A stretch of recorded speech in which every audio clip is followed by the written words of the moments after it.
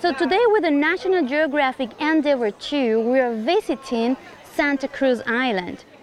For the last century, the human interaction here in Galápagos has helped to decrease the amount of giant tortoises.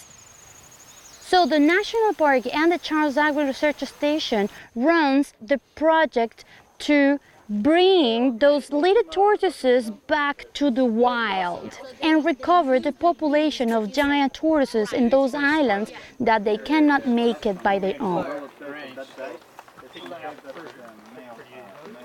Oh, it's wonderful. In fact, it was one of the key things for coming on this trip was to see the giant tortoises, but they're even bigger and neater than I expected. Yeah. I thought they'd compare tails. I don't know how that spot of water gets in his head.